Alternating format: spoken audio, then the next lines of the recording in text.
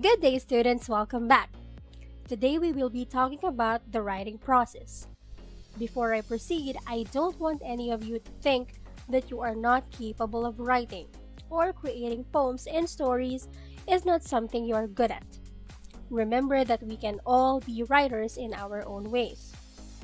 However, each of us has our own preferences when drafting a document. Whether it is composing a story, a sonnet, a diary passage, or a letter, the approach depends on whoever the writer is. So, what kind of writer do you think you are?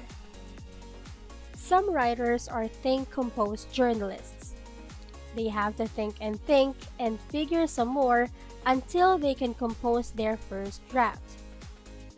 At the point when they compose their first draft, they need a huge square of time to get it down on paper. But of course, there are also other types of writers who just write instantly as soon as the idea enters their mind. These writers, on the other hand, take a longer time in furnishing the final document. For now, we will be focusing on think compose writers. Some advantages of these type of writers are this. Once they start writing, they finish the draft easily. And the first draft can feel like a polished final draft to the writer. This is because they give themselves enough time to prepare and think of what to write. They usually finish drafts on time or earlier than the deadline. On the other hand, there are also disadvantages. One is that they need time to think. They can't write under command or time pressure. And starting the opening paragraph can be difficult because they are still thinking. I know that some of you can relate to this because starting a document, whether it be a poem or a story, is quite difficult, especially for this type of writers. Another disadvantage is that revising their work is difficult because from their perspective, a lot of the revision decisions were made in the thinking process. So these type of writers give an ample amount of time when it comes to thinking. This time, let us talk about how actual writing shall take place. The process includes 5 phases, but they do not always follow one another in succession. These phases include the pre-writing or the planning stage, conceptualizing, revitalizing, revising, and publishing. These stages are recursive, meaning a step can occur again at any point in the process. The pre-writing or the planning stage is where the writer thinks of the possible concepts or ideas.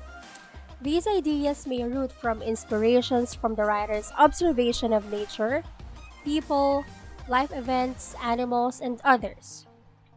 Writers also make several decisions in the pre-writing stage. They will answer questions on the topic, the readers or the audience, the mode of delivering the context, the genre, the point of view on how to tell the content, and some factual information. The conceptualizing stage is also the drafting stage. This phase includes composing the primary draft of a report. A few journalists compose their first draft with a pen and a notepad, while other writers compose legitimately on a personal computer. A short bit of composing can be drafted at a time. The objective is to get everything down on paper before it is lost. When drafting, writers are urged not to focus on spelling, accentuation, language, and so on. Re-examination of the paper may be done at the near end of the writing process. Revitalizing stage is where the writer takes time to unwind his mind in conceptualizing. This will help him to rethink and reconceptualize for a new possible content or inputs. This also allows writers to have a new perspective when entering the revision stage. To do this, the main draft must be done early enough to save it for the suggested cooling time.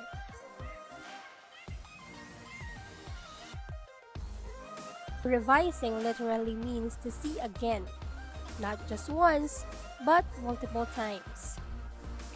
Revising has two types of processes.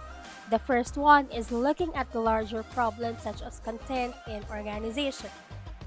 And the other one is looking at the smaller problems such as sentence structure, word choice, and formatting. The last phase of the writing process is, of course, the publishing stage. This involves submitting final manuscripts to editors of print and online journals and magazines, newspapers, or publishing companies. However, not all writers write for publication. Some writers write their stories, poems, letters, diaries, and others for the next generations, their children, grandchildren, and great-great-grandchildren. They write to record their personal history. Now let us dig deeper into how creative writing and technical writing differ from one another. As mentioned before, creative writing is written to entertain and educate. We enjoy reading novels and stories not because they are necessary to read or helpful for us, but because we get a certain pleasure from reading them. The pleasure which can't be gotten from reading technical writing.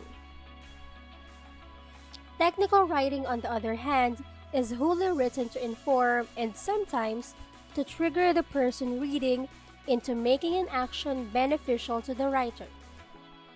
The major contrast it has from creative writing is that it has its own arrangement of rules, shows, do's and don'ts, magnum opuses, and bits of garbage. Now, which type of writing do you think suits your personality? I know that at some point in the past you have experienced writing literary pieces. To help you improve your works, here are some tips in writing a poem. First is to select the form of the poem you want to write. It can be a sonnet, a short poem with 14 lines, or a haiku, a poem with 3 lines with 5-7-5 syllables, an acrostic poem where the first letter of each line spells a word that fits with the theme of the poem or exposes a deeper meaning. It can also be a couplet, a part of a poem, or stand alone as a poem of 2 lines that rhyme. And of course, you can choose to write a free verse, which does not follow any rules and is free written poetry by the author. Another important reminder in writing a poem is the poetry punctuation. Writing a poem is difficult because you never know what the appropriate punctuation is, because it can be different from punctuation when writing a book or essays. This means that you use punctuation properly for every grammar rule. If you remove the lines and stanzas, it would work as a grammatically correct paragraph. And this even includes writing dialogue in your poem. You can choose any of these 3 techniques in using punctuation in your write-ups. First is grammatically, wherein you follow the rules of grammar and punctuation strictly. It can also be stylistically, wherein as a writer you get to decide how punctuations will be used in your poem. Or it can also be a combination of both. Another thing that you have to consider is the ending or the sealer of your poem. Remember that the ending plays a significant role in your poem. The last word of a line, the last word of your poem, and the last line of your poem are very important. These are the bits that echo in your reader's head and have the most emphasis. So as a tip, You may read the poem out loud a few times to see where you'd like the inflection and emphasis to fall. Second tip is the use of imageries. In the previous lesson, we have discussed the different types of sensory images. It is a literary device that's a tangible description that appeals to one of the five senses. The more imagery in a poem, the more the reader can connect with it. Here are a few examples. Pungent fumes lifted from the floor beneath her. Burning light painted the insides of his eyelids red. Hair from her ponytail bit at her face, swept into a frenzy by the furious winds. These examples appeal to the sense of smell, sense of sight, and sense of touch. The third tip is to make use of sound devices. You have learned about these sound devices in our lesson about poetry. So as a review, some common sound devices include assonance, alliteration, consonance, onomatopoeia, repetition, wordplay, and refrain. You may refer to your books and other references for examples. Tip number 4 is to tell and express the feelings. Bear in mind that this is one very important feature of poetry. Through poems, the writer is able to deliver different kinds of emotions. According to Brooks Washington, poetry is a form of storytelling. The key to writing is making the audience feel. Give them something to remember and hold on to. I hope you bear this in mind as you start writing your own poem. In order to express emotions, these questions might help you. What emotion or moral do you want to convey? And what are you trying to express? It's good to answer these questions before you start writing so that as you go on, you have the idea of the kind of emotion you are trying to deliver.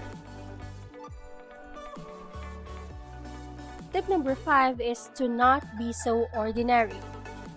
Be unique to stand out. Avoid cliché words and phrases.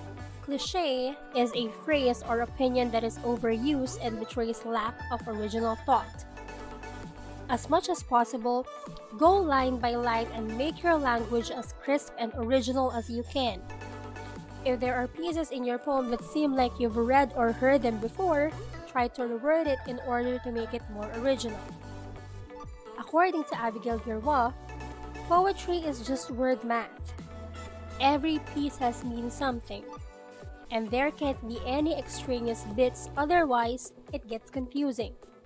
It just becomes a puzzle made out of all the words that make you feel something.